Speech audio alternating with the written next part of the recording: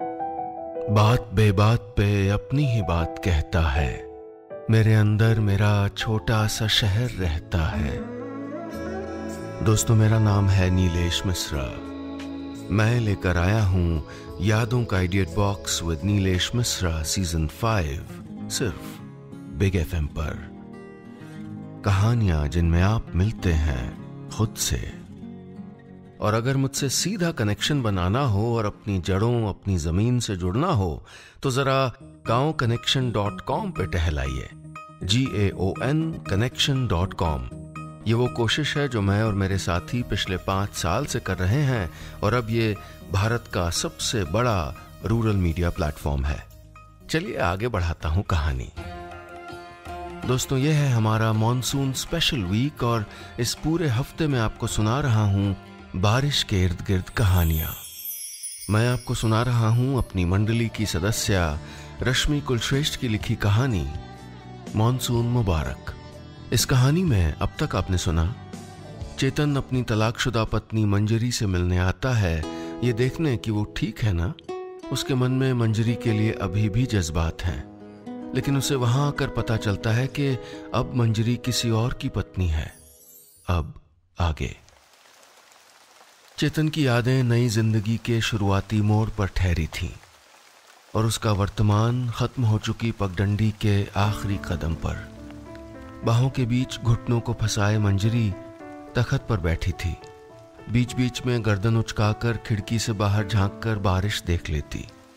आज मेघ टूट कर बरसेगा। एक दफा फिर झांकते हुए वो बोली, क्यों? जवाब जानते हुए भी मैंने पूछा। पानी के बुलबुले बन रहे ना, उसने कहा। मैं कुर्सी से उठकर खिड़की के करीब आ गया। बारिश में भीगे टूटे पत्ते हवा के साथ बाहर सड़कों पर आवारा से फिर रहे थे। उनमें से कहीं एक मैं भी था, बेमकसद इधर उधर भटकता हुआ, डाल से टूटा पत्ता। मुझे चलना चाहिए, मैंने घड़ी देखते हुए कहा। शाम के 5 बज रहे थे। बैठो ना, अभी तुम चले जाओगे तो अकेली रह जाऊंगी, वो बोली। क्यों, तुम्हारे पति कहाँ हैं? बाय द वे, मैं भूल ही गया था, नाम क्या है उनका? मैंने बेमन से पूछा। थोड़ा सा लजाते हुए वो बोली, प्यार से मैं उसे भी मीत बुलाती हूं। मीत। मेरे होंठ ये नाम लेते हुए थोड़ा सा फड़के। अतीत की गलियों में गूंजता हुआ ये नाम मैं फिर सुन रहा था। उस वक्त हमारी शादी को 1.5 साल हो चुके थे। प्यार से आगे बढ़कर हम असल जिंदगी से दो चार हो रहे थे, शादीशुदा जिंदगी से, जिसकी अपनी मुश्किलें, अपने मसले होते हैं। कब किस बात पर बात बहस तक पहुंच जाती है पता ही नहीं चलता। उस रोज सदर बाजार की गलियों में मैं उससे नाराज आगे चल रहा था और वो मीत आवाज लगाते हुए मेरे पीछे लगभग दौड़ रही थी। ये क्या था मीत? दुकान पर छोड़ के चले आए? सब देख रहे थे मुझको। घर पहुंचकर उसने शिकायत की तो मैं और बिखर गया। तो क्या करूं? तुम्हारे पल्लू से बन के रहूं? कुछ अजीब वक्त था वो। मंजरी की बातों में मुझे शिकायतें नजर आती थीं। मेरा बिजी रहना, मंजरी को वक्त न देना मामूली बात लगने लगी थी। किसी ने बताया ही नहीं था कि शादीशुदा जिंदगी का एक ये भी दौर होता है। कोई बात है क्या मीत?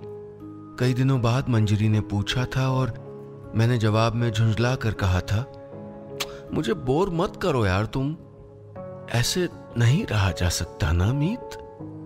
उसकी टूटी आवाज नजरअंदाज करके मैंने 2 टूक जवाब दिया था, तो मत रहो ना। मेरी बात उसने मान ली और चली गई। मैंने भी उसे वापस बुलाने की कहां कोशिश की, बल्कि उसे और दूर कर दिया, तलाक देकर।